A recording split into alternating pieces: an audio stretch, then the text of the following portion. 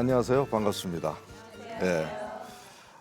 저는 인간의 몸을 다루고 또 연구하고 또 공부하는 그런 의사로서 말이죠. 사실 인간의 몸을 누가 만들었습니까?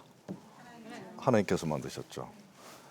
근데 저는 의학을 하지만은 하나님께서 만드신 그 섭리하고는 멀어진 인간이 만든 의학을 하는 것이 아닌가 생각을 했기 때문에 인간의 몸을 만드신 하나님의 생명 섭리에 입각해서 의학이 재조명이 돼야 되겠다 하는 생각을 평소 해왔던 사람입니다. 그래서 오늘은 제가 인간이 만든 의학을 하나님의 생명 섭리와 잘 접목을 해서 새로운 이론을 얘기한다라고 하면은 우리가 좀 더 온전한 생명성을 구현할 수 있는데 도움이 되지 않을까. 예? 그런 생각을 하면서 거기에 관련된 얘기를 여러분들하고 나누도록 하겠습니다. 본론으로 들어가기 전에 먼저 우리 크리스찬들이 하나님 만드신 인간의 육체에 대해서 어떻게 생각하는가 이걸 한번 점검할 필요가 있다고 생각을 합니다. 우리 말씀을 보면은 로마서 말씀을 보면 너희가 육신대로 살면 반드시 죽을 것이로되 영으로서 몸의 행실을 죽이면 살리니 이런 말씀이 있죠. 이런 말씀이 있다 보니까 우리 크리스찬들이 대부분 우리 인간의 육체에 대해서 굉장히 부정적이고 더럽고 죄악시하는 그런 경향이 있지 않나 이런 생각이 들어요. 여러분들 그렇지 않습니까? 좀 그렇죠. 그래서 대수인대로 육체를 이롭게 하지 않고 좀 일을 하더라도 뭐 과도하게 한다든가 또 금식을 하더라도 좀 지나치게 한다든가 뭐 하는 등의 몸을 좀 혹사시키는 쪽으로 그래야 좋다 이런 생각을 하는 그런 사람들이 많은 것이 아닌가 이런 생각을 해봅니다. 에베소서 말씀을 한번 볼까요? 여기 보면 누구든지 또 언제든지 제 육체를 미워하지 않고 오직 양육하여 보호하기를 그리스도께서 교회를 보양함과 같이 하나니 이런 말씀이 있어요. 하나님께서는 정성스레 우리 인간의 몸을 만드셨어요. 그 몸을 잘 보양하라는 겁니다. 우리들이 그 인간의 육체에 대해서 신앙생활하면서 너무 영혼만을 중요시하다 보니까 육신은 더럽고 죄악된 것이니 고통스럽게 하는 그와 같은 행동 양태를 취했던 것하고는 하나님의 육체에 대한 생각이 좀 사뭇 다르다는 것을 우리가 알 수 있습니다.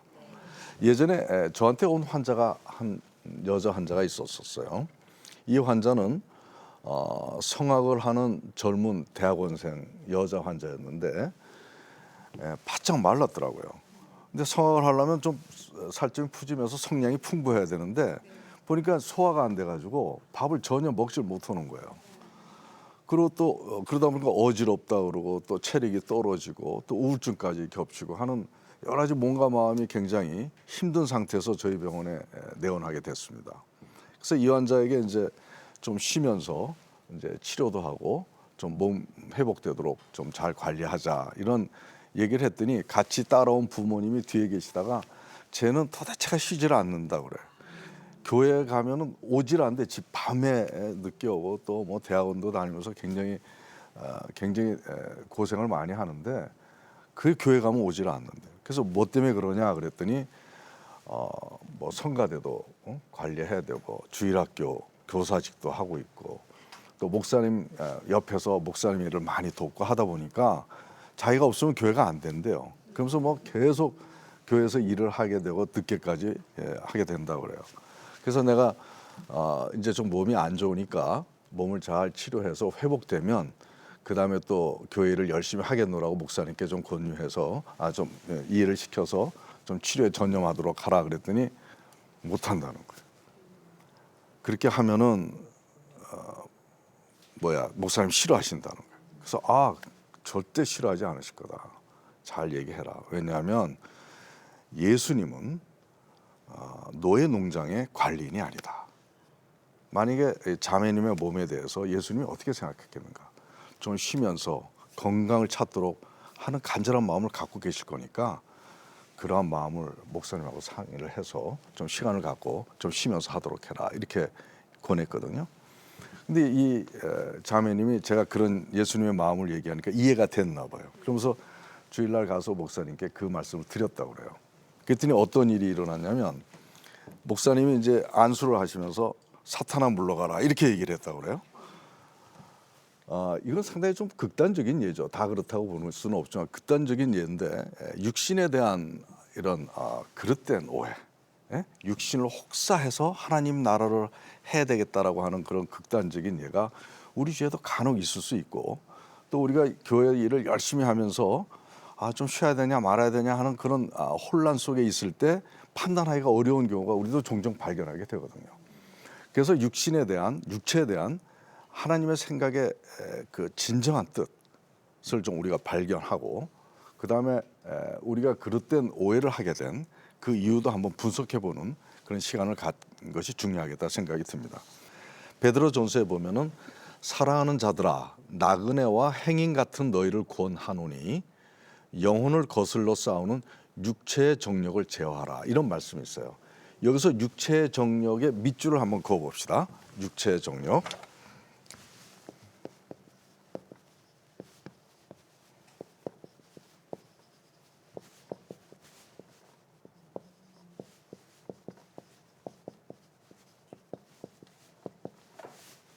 육체의 정욕.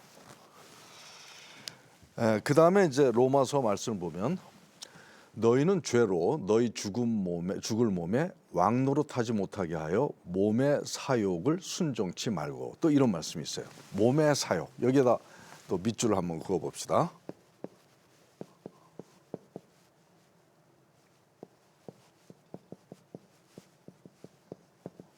사욕 이렇게.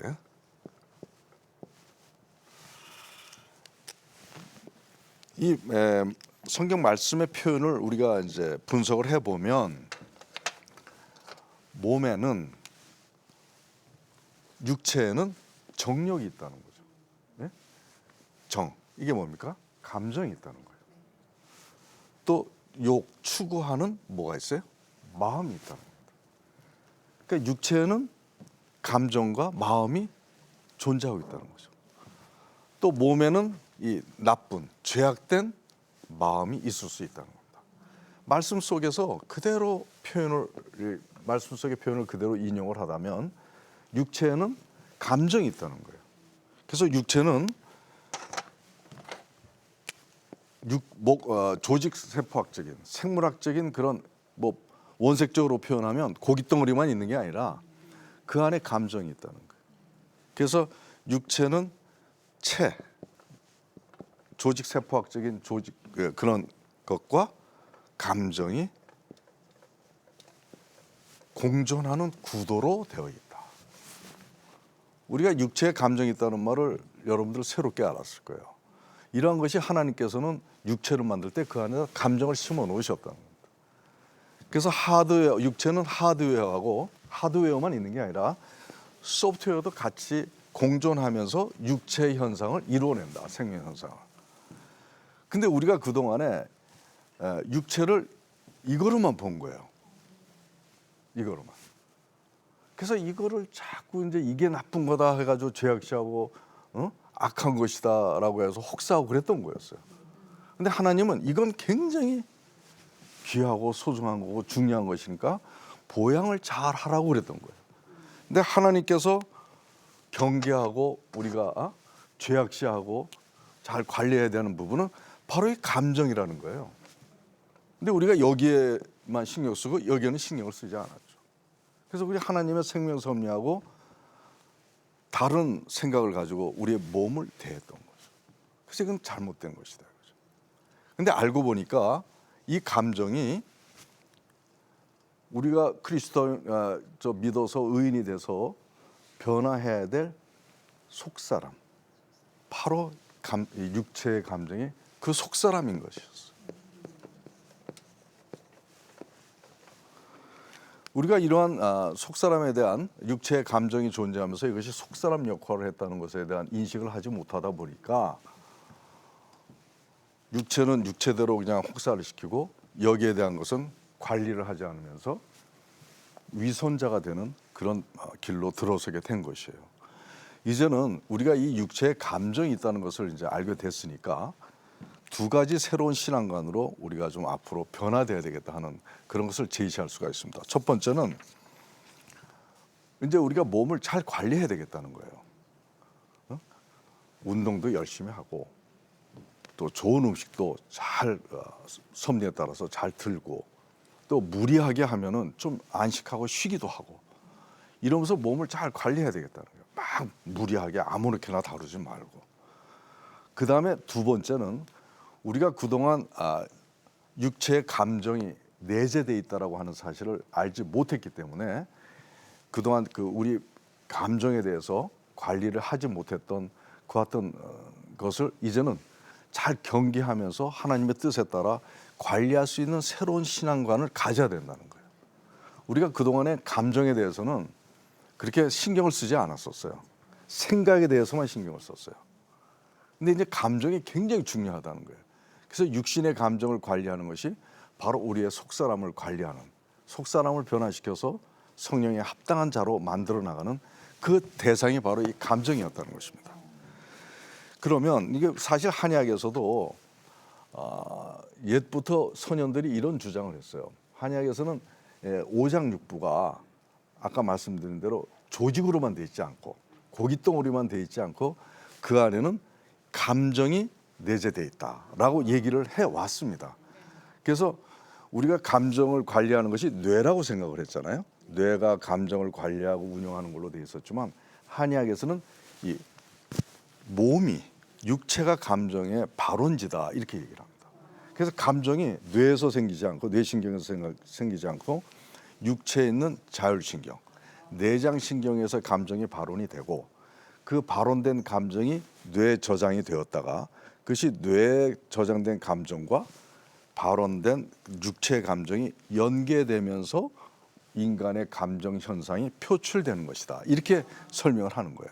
그래서 우리가 지식으로만 공부하지 말고 몸으로, 가슴으로 공부하는 것이 더 중요하다고 얘기하는 것이 바로 몸의 신경, 몸의 감정을 변화시키는 공부와 그런 경험이 더 훨씬 생각이나 지식보다 중요하다. 이런 얘기를 하는 근거가 거기에 있는 것입니다.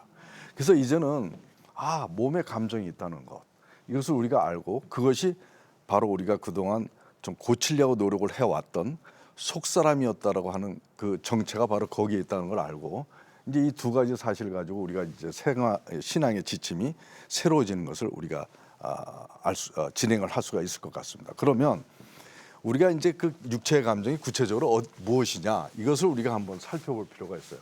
그거를 알아야 여러분들이 속사람의 뭘 이제 변화시키는데 그 구체적인 대상을 우리가 정할 수 있고 또 훈련할 수 있고 그래서 진정으로 변화가 되어서 우리가 위선자의 겉과 속이 다른 위선자의 모습에서 벗어날 수 있다는 겁니다. 우리가 겉은 경건한데 속으로는 욕심, 미움, 이래서 그 예수님이 제일 싫어하는 거잖아요. 그런 겉과 속이 다른 회칠한 무덤이 되지 않기 위해서는 육신에 내재되어 있는 감정을 고쳐야 된다는 거예요. 근데 우리가 그것을 몰라서 됐어요. 까마득하게. 육체도 몸에도 감정이 있어? 근데 그것이 바로 우리가 고쳐야 될 대상인 거죠. 그래서 이제 우리가 육체에는 어떤 감정이 있는지, 그럼 또 어떻게 고칠 수 있는지, 또 육신의 정욕이라 하는 것에 대한 실체가 무엇인지 이런 걸 알아보는 또 시간을 갖도록 하겠습니다. 우리 한의학에서는 감정이 7가지가 있다고 얘기해요. 7가지. 희노우사 비경공이라고 그래요. 네? 하나하나 쓰면 이제 희는 기쁠 희자고, 노는 분낼 때 분노, 노하는 노자고, 우는 우울할 때, 그것도 우리 그런 감정을 갖고 있죠. 그 다음에 사는 생각과 지혜를 얘기하는 겁니다. 그리고 슬픔, 슬픔이 있고, 그 다음에 경, 놀램이 있어요. 그 다음에 공, 두려움이 있어요. 모든 우리 수만 가지 감정이 우리 삶에서는 드러나지만 다 이 7가지 감정 속에 다 포함이 돼 있어요. 그런데 이 7가지 감정이 오장육부에서 내재돼서 표출된다는 거예요. 이런 새로운 이론이 있는 거죠. 그걸 한번 따져볼 텐데 먼저 우리가 인체 몸을 보면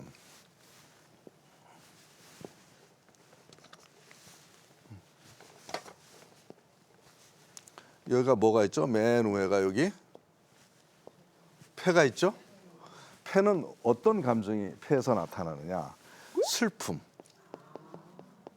비자, 슬픔이 폐에서 나타나요. 그 다음에 여기에 이제 동그랗게 있는 주먹만한 게 뭐가 있죠? 심장이죠. 심장에서는 기쁨의 감정이 관리됩니다. 그 다음에 그 폐 밑에 늑골 안쪽에 있는 것이 뭐예요 이게? 간이죠. 간에는 어떤 감정이 발원이 될까요? 노라고 하는 감정이 분노. 감정이 여기서 발원이 됩니다. 그 다음에 이게 뭡니까? 위장이죠. 위하고 장. 위하고 장에서는 어떤 감정이 발원이 될까요? 이거는 우울. 그 다음에 생각, 지혜. 위장에서는 그렇게 나타납니다. 그리고 여기에 이제 배꼽 옆에 있는 동그란 완두콩만한 그런 장기가 있는데 이게 뭐예요? 신장. 예, 잘 아시네요. 여기서는 어떠한 감정이 발원이 되냐면 두려움. 두려움이 여기서 나타나. 그리고 이제 심장에는 하나가 더 나타나는데 놀라는 것도 심장에서 나타납니다. 놀라는 것도. 아무튼 이런 7가지 감정이 오장육부에 내재되면서 발현이 되는 거예요. 우리가 노하면 간장에서 발원이 되는 것이고 너무 지나치게 노하면 뭐가 나빠진다 그럽니까? 간이 나빠진다는 거예요. 이것이 다 이렇게 연결이 돼 있어요. 요거를 이제 우리가 구체적으로 한번 설명하면 좀 쉬운 여러분들이 이해하시기 좋을 것 같은데 시간 관계상 제가 한 샘플로 2-3개만 여러분들한테 또 나중에 또 나머지는 다 기회를 갖도록 하고요.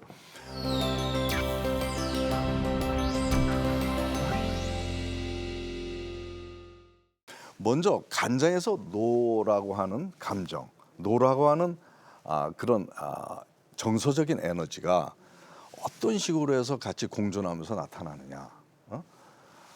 우선 간장의 기능이 뭐가 있습니까? 간장의 기능은 해독을 해요. 그렇죠. 잘 알죠. 그 다음에 면역을 해요. 면역의 장기라고 그러죠. 그 다음에 대사를 합니다. 그 다음에 또 성장이라고 하는 기능을 이렇게 갖고 있습니다.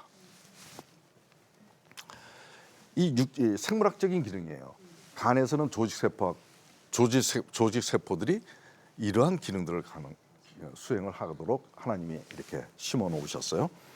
근데 가만 보면은 다 강해요. 그죠? 면역, 죽이고 해독, 죽이고 없애고 변화시키고 성장시키고 하면 상당히 강하고 공격적이고 추진적인 그런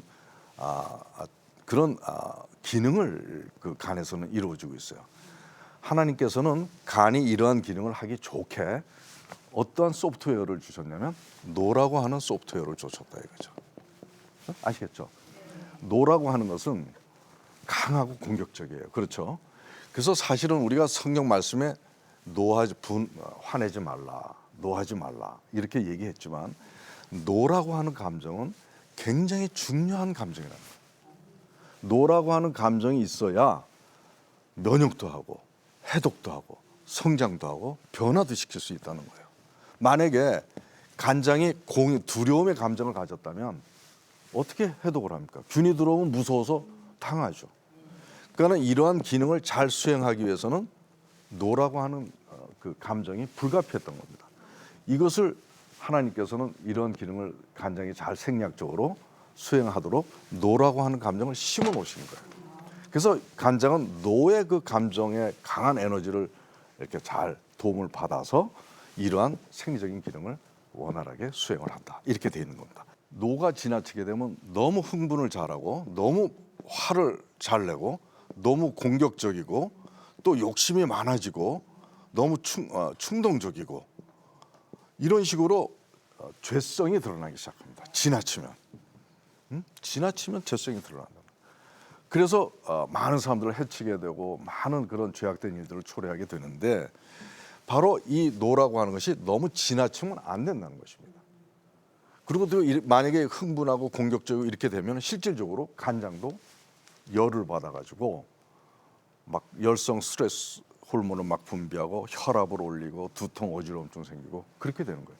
그래서 지나치면 안 된다는 겁니다. 그리고 또 한 가지는 지나치는 것만이 문제가 아니라 부족해서도 안 된다는 거예요.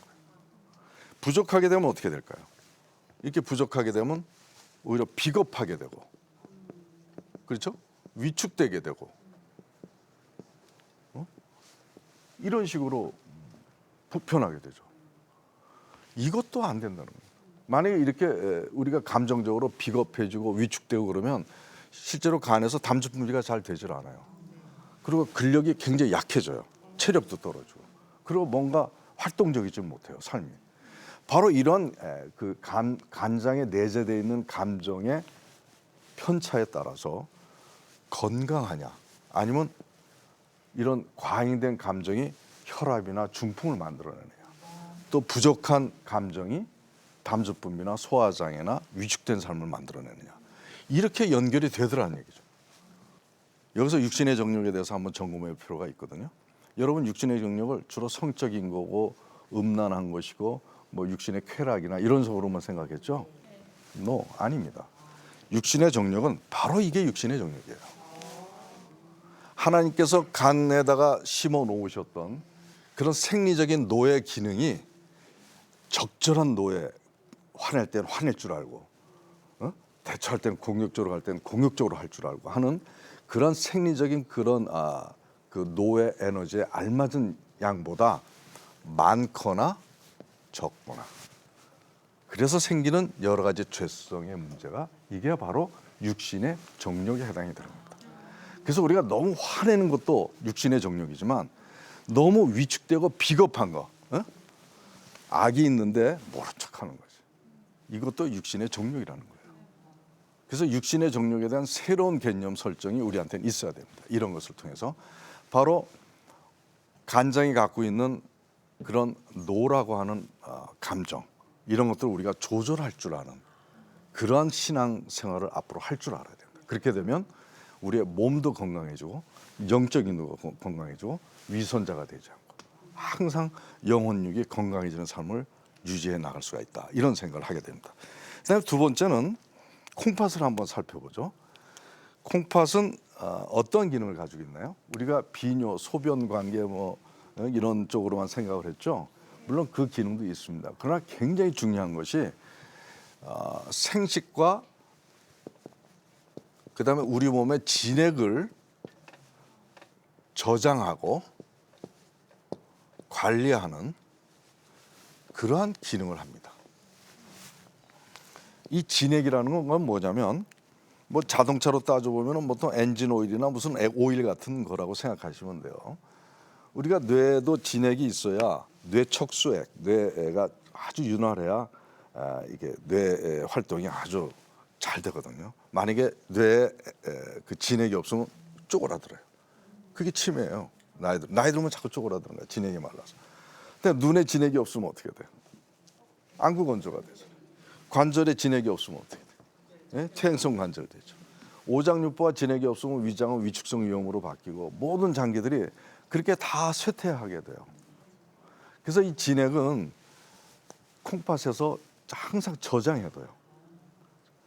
우리가 음식을 먹잖아요. 먹으면 이제 위장에서 소화되고 거기서 흡수돼서 거기서 제일 좋은 거, 쓰고 남은 제일 좋은 것들, 그거보다 한 번 더 걸러내고 더 걸러내서 나온 그 진액, 아주 정수의 물질, 이런 것들을 콩팥에서 저장해 놨다가 필요할 때 우리가 막 너무 일을 많이 했어, 힘이 들어, 그러면 근육에다 진액을 공급해주고 간에다 진액을 공급해주고, 너무 공부를 많이 해서 눈 따가워, 여기다 진액을 공급해주고 하는 식으로 해서 그런 일들을 한다고 우리 한의학에서는 설명을 합니다.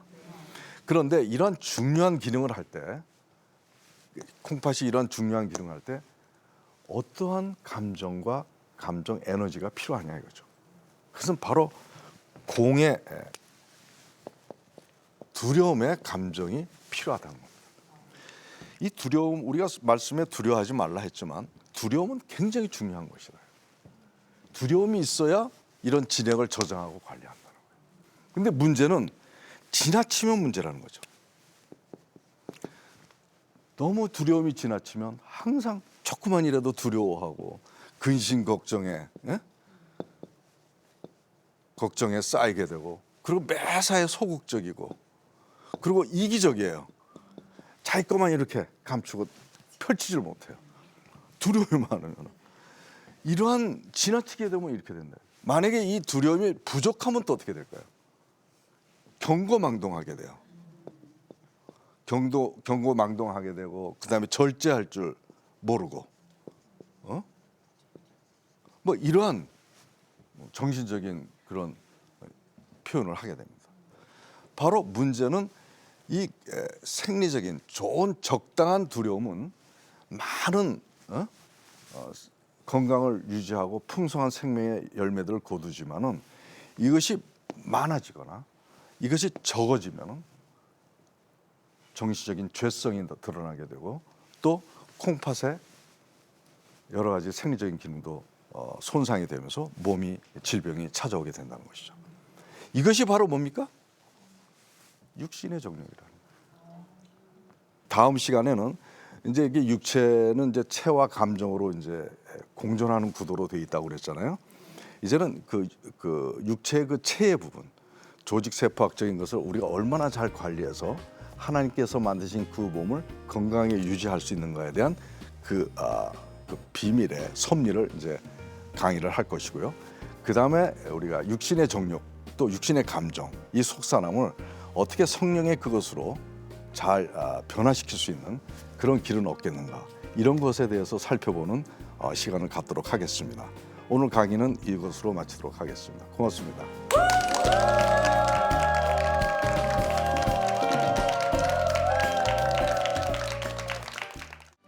이 프로그램은 CTS 방송가족의 사랑과 후원으로 제작되었습니다. 후원 전화 02-6333-1003번, ARS 060-800-1111번으로 전화 주세요.